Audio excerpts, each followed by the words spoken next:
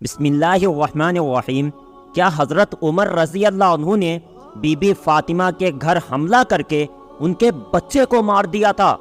دوستو، کچھ لوگ حضرت عمر رضی اللہ عنہ پر الزام لگاتے ہوئے کہتے ہیں کہ انہوں نے حضرت فاطمہ رضی اللہ عنہ کے گھر پر حملہ کیا اور پھر حضرت فاطمہ کے پیٹ میں اس وقت جو بچہ تھا اسے مار ڈالا، اور یہ بھی بیان کیا جاتا ہے کہ حضرت عمر رضی اللہ عنہ نے حضرت فاطمہ کو دروازے کے بیچ دبایا، جس کی وجہ سے ان کے پیٹ میں موجود بچے کی موت ہو گئی۔ اسی طرح حضرت عمر رضی اللہ عنہ پر الزام لگاتے ہوئے کہا جاتا ہے کہ جس وقت حضور صلی اللہ علیہ وسلم کی وفات ہوئی تو وہ فوراً حضرت ابو بکر رضی اللہ عنہ کے ساتھ مدینہ کی ایک مشہور جگہ سقیفہ کے مقام پر پہنچ کر حضرت ابو بکر کے خلیفہ ہونے کا اعلان کر دیا، اور حضرت عمر رضی اللہ عنہ نے کہا کہ جو بھی حضرت ابو بکر کو اپنا خلیفہ نہیں مانے گا میں اسے قتل کر دوں گا۔ اسی طرح حضرت عمر پر الزام لگاتے ہوئے کہا جاتا ہے کہ حضرت ابو بکر جس وقت خلیفہ بنے تو حضرت علی نے حضرت ابو بکر کی خلافت سے انکار کرتے ہوئے کہا کہ میں ابو بکر کو اپنا خلیفہ نہیں مانتا، تو حضرت عمر رضی اللہ عنہ غصے میں حضرت علی کے گھر گئے اور حضرت فاطمہ کو دھمکی دیتے ہوئے کہا کہ اگر علی نے حضرت ابو بکر کو خلیفہ نہ مانا تو میں تم لوگوں کے گھروں کو آگ لگا دوں گا۔ تو دوستو، آج کی اس ویڈیو میں ہم حضرت عمر پر لگنے والے انہی سبھی الزاموں کی حقیقت کو جانیں گے کہ آخر اس کے پیچھے اس وقت کیا حالات بنے تھے، اور آخر حضرت عمر نے ایسی باتیں کہی بھی تھی یا صرف ان کو بدنام کرنے کے لیے ان پر ایسے الزام لگائے جاتے ہیں۔ تو آئیے ان سبھی حقیقتوں کو جانتے ہیں۔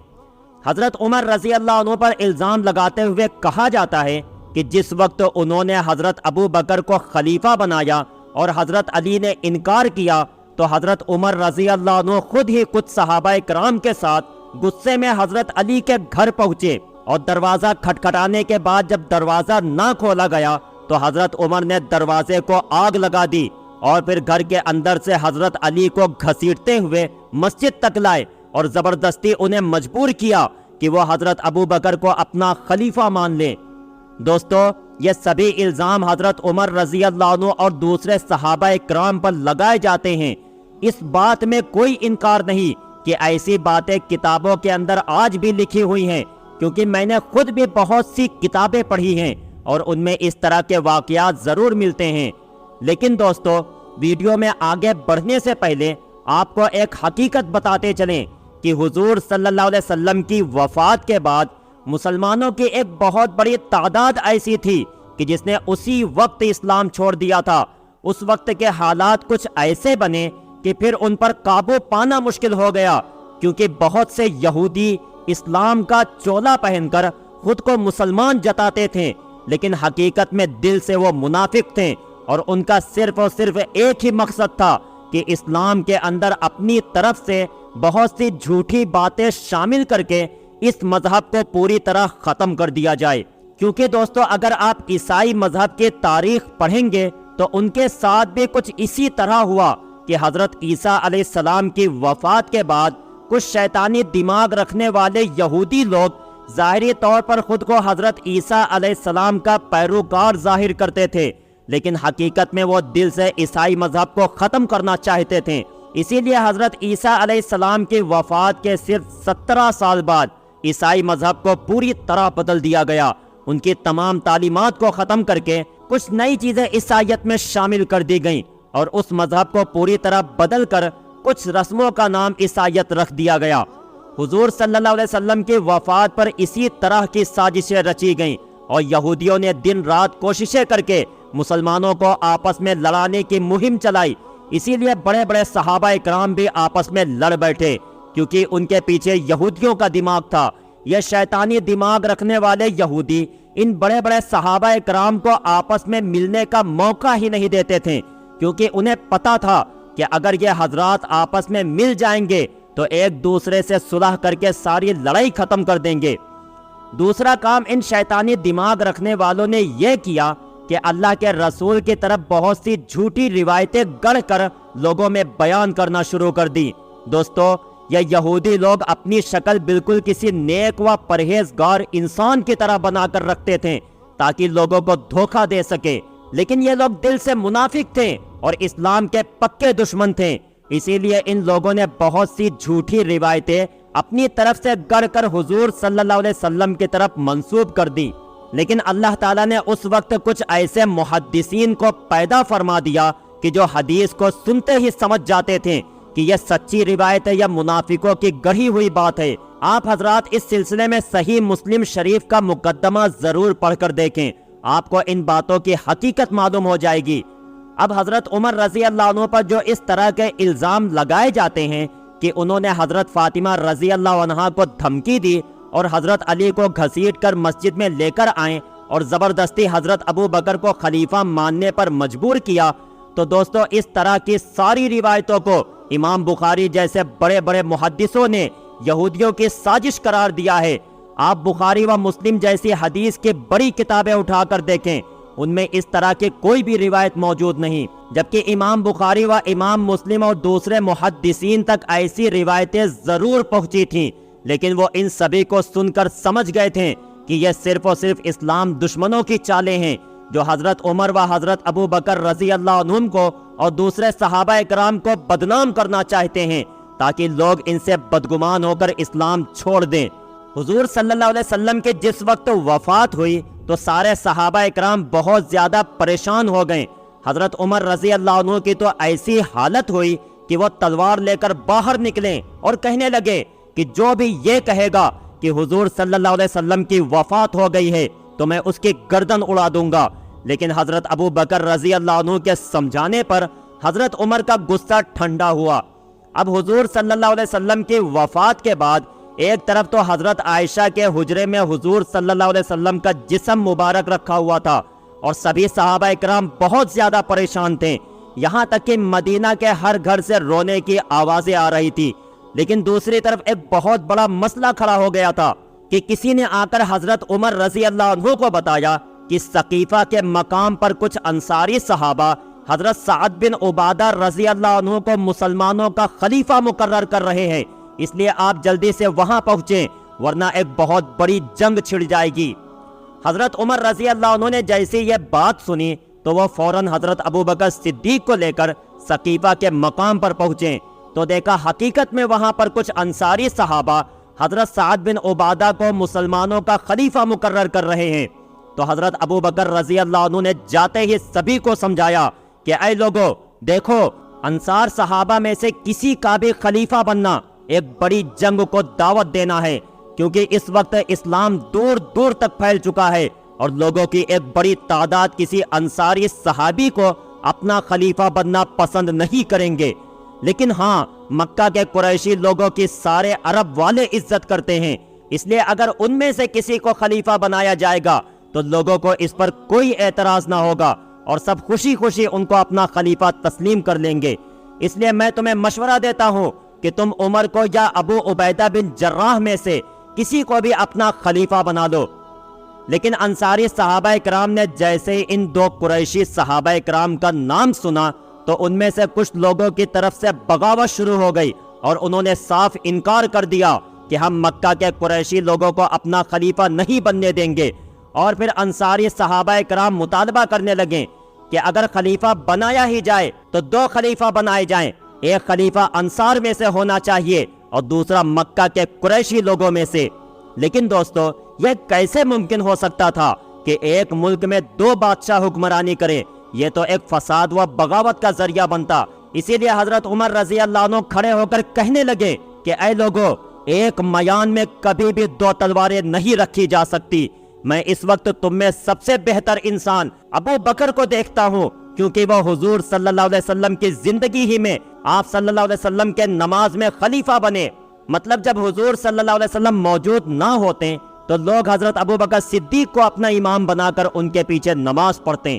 اس لیے حضرت عمر نے آگے بڑھ کر کہا کہ میں ابو بکر کو اپنا خلیفہ مانتا ہوں، اور پھر حضرت عمر رضی اللہ عنہ کے ساتھ بہت سے انصار و مہاجرین صحابہ اکرام نے بھی حضرت ابو بکر کو اپنا خلیفہ مانتے ہوئے ان کے ہاتھوں پر بیعت کی۔ دوستو، ثقیفہ کے موقع پر خلیفہ بننے کے سلسلے میں کچھ اس طرح کے حالات بنے، لیکن بڑے بڑے صحابہ اکرام کے سمجھانے پر سبھی مسلمان حضرت ابو بکر صدیق کے خلیفہ ماننے پر راضی ہو گئے اور پھر کسی کی طرف سے بھی مخالفت کا اشارہ نہ ملا۔ دوستو، اس واقعے میں کچھ باتیں بہت زیادہ غور کرنے والی ہیں۔ وہ یہ کہ حضرت عمر و حضرت ابو بکر اپنی مرضی سے سقیفہ کے مقام پر نہیں گئے تھے، بلکہ وہ اس لیے وہاں گئے تھے تاکہ غلط خلافت کے فیصلے پر لوگوں میں جھگڑا ہونے سے بچا سکیں۔ اسی لیے حضرت ابو بکر نے مشورہ دیا کہ حضرت عمر و حضرت ابو عبیدہ میں سے کسی کو خلیفہ بنا لیا جائے، اور جب حضرت عمر نے حالات بہت نازک دیکھیں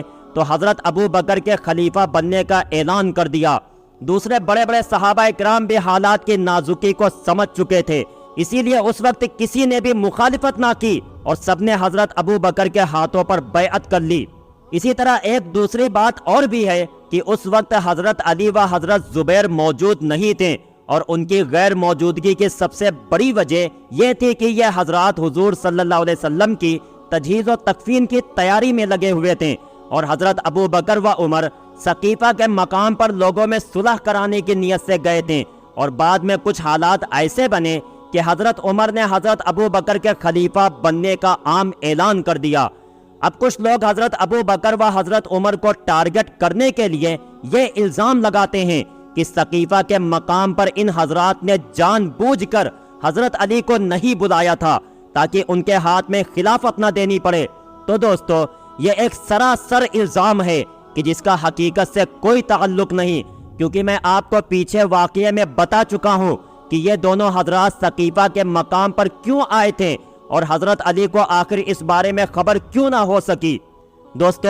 حضرت علی رضی اللہ عنہ کی طرح دوسرے بہت سے ایسے صحابہ کرام تھے کہ جنہیں حضرت ابو بکر کے خلیفہ بننے کا کوئی علم نہیں تھا، اسی لیے اگلے دن حضرت عمر رضی اللہ عنہ نے مسجد میں کھڑے ہو کر حضرت ابو بکر صدیق کی خلافت کا عام اعلان کیا، اور پھر جو صحابہ کرام بچ گئے تھے تو انہوں نے بھی بغیر کسی مخالفت کے حضرت ابو بکر صدیق رضی اللہ عنہ کو اپنا خلیفہ تسلیم کر لیا۔ دوستو، لیکن یہ بات بھی اتفاق رہی کہ آج دوسرے دن بھی اس موقع پر مسجد میں حضرت علی موجود نہیں تھے، تو حضرت ابو بکر صدیق نے منبر پر کھڑے ہو کر کچھ صحابہ کرام سے پوچھا کہ علی کہاں ہیں، جاؤ اور انہیں بلا کر لاؤ۔ تو یہ سن کر جلدی سے کچھ صحابہ کرام حضرت علی رضی اللہ عنہ کو بلا کر مسجد میں لے آئیں، تو انہیں دیکھتے ہی حضرت ابو بکر صدیق نے کہا کہ اے علی، تم تو رسول کے رشتہ دار اور ان کے داماد ہو، کیا تم مسلمانوں کے درمیان اختلاف کرانا چاہتے ہو؟ آخر تم نے ابھی تک میری بیعت کیوں نہیں کی؟ تو حضرت علی نے اس وقت صاف اقرار کیا کہ میری ایسی کوئی نیت نہیں تھی، بس اتنی سی بات تھی کہ میں ان موقعوں پر موجود نہیں تھا۔ اور پھر مسجد ہی میں سب کے سامنے حضرت علی و حضرت زبیر رضی اللہ عنہم نے آگے بڑھ کر حضرت ابو بکر صدیق کے ہاتھوں پر بیعت کی اور انہیں اپنا خلیفہ تسلیم کر لیا۔ دوستو، تاریخ کی کتابوں کو اگر کھنگالا جائے تو ان سے صاف معلوم ہوتا ہے کہ حضرت علی نے ساری زندگی کبھی بھی حضرت ابو بکر صدیق رضی اللہ عنہ کی کسی بات میں بھی مخالفت نہیں کی۔ وہ تو انہیں اپنے سے بڑا مانتے تھے اور ان کی بہت عزت کرتے تھے۔ تو دوستو، جب وہ ان حضرات کی اتنی زیادہ عزت کرتے تھے تو آخر ہم ان کے ماننے والے کیوں ان کے خلاف قدم اٹھائے؟ اور دوستو، جہاں تک حدیث کی مشہور کتاب مصنف ابن ابی شیبہ کی وہ روایت کا تعلق ہے کہ جس میں حضرت عمر رضی اللہ عنہ غصے میں حضرت فاطمہ کے گھر گئے اور کہنے لگے کہ اگر علی و زبیر نے حضرت ابو بکر کی خلافت پر بیعت نہ کی تو میں سب کے گھر جلا دوں گا، تو اس روایت کے سلسلے میں بڑے بڑے محدثین نے لکھا ہے کہ یہ بالکل جھوٹی روایت ہے، جو کہ کچھ شیطانی دماغ رکھنے والوں نے حضرت عمر و حضرت ابو بکر کو بدنام کرنے کے لیے گڑھ لی ہے۔ کیونکہ دوستو، اس حدیث کو روایت کرنے والا جو بندہ ہے وہ حضرت عمر کے زمانے میں موجود ہی نہیں تھا، اور جس سے وہ اس روایت کو نقل کر رہا ہے تو وہ بھی ایک منکر راوی ہے، مطلب اس کی زندگی کے بارے میں شک ہے کہ یہ اچھا انسان تھا بھی یا نہیں۔ تو آخر ایسی روایت پر بھروسہ کر کے اتنے بڑے بڑے صحابہ کرام پر الزام کیسے لگایا جا سکتا ہے، جبکہ حدیث کی دوسری کتابوں میں ان بڑے بڑے صحابہ کرام کی فضیلتیں بھری پڑی ہیں کہ کیسے ان حضرات نے اسلام کی خاطر اپنی ساری زندگی قربان کر دی۔ اس لیے دوستو، آخر میں آپ سے یہی کہوں گا کہ صحابہ کرام کے سلسلے میں بیان ہوئے کسی بھی الزام کو بغیر تحقیق کے ماننا ایک گناہ کی بات ہے، اور یہ گناہ ہمیں اسلام سے خارج کر سکتا ہے، اس لیے پہلے چیزوں کی تحقیق کرنی چاہیے، کیونکہ اگر ہم صحابہ کرام پر ایسے غلط الزام لگائیں گے تو پھر ہمارے پاس اسلام کی تعلیمات کیسے محفوظ رہے گی، کیونکہ ہم تک اسلام کو پہنچانے والے یہی صحابہ کرام ہی تو ہیں۔ اب اگر ہم انہی کو گنہگار سمجھیں گے تو آخر ہم مسلمان کیسے بچیں گے؟ باقی دوستو، میں اپنی ویڈیو پر غلط کمنٹ کرنے والوں سے بھی کہنا چاہتا ہوں کہ اگر آپ کو ویڈیو میں کوئی بات سمجھ میں نہ آئے تو پہلے آپ ویڈیو کے ڈسکرپشن میں جتنی کتابوں کے نام لکھے ہیں ان سبھی کو پڑھ کر میری طرح اچھے سے تحقیق کریں، اس کے بعد صحابہ کرام پر انگلی اٹھائے، کیونکہ اسلام میں بغیر تحقیق کے کوئی شریعت کی بات کہنا ہمیں جہنم کے راستے پر ڈال سکتا ہے۔ اس لیے دوستو، امید کرتا ہوں کہ آج کی اس ویڈیو سے آپ کو بہت کچھ سیکھنے کو ملا ہوگا۔ انشاءاللہ اس موضوع کو میں حضور صلی اللہ علیہ وسلم کی مکمل زندگی والی ویڈیو سیریز میں آگے چل کر بہت تفصیل سے بیان کروں گا۔ پیارے دوستو، اگر ویڈیو پسند آئی ہو تو لائک کر کے چینل کو ضرور سبسکرائب کر لینا، اور جاتے جاتے ایک پیارا سا کمنٹ کر کے ضرور بتانا کہ آپ کو یہ میری ویڈیو کیسی لگی۔ السلام علیکم۔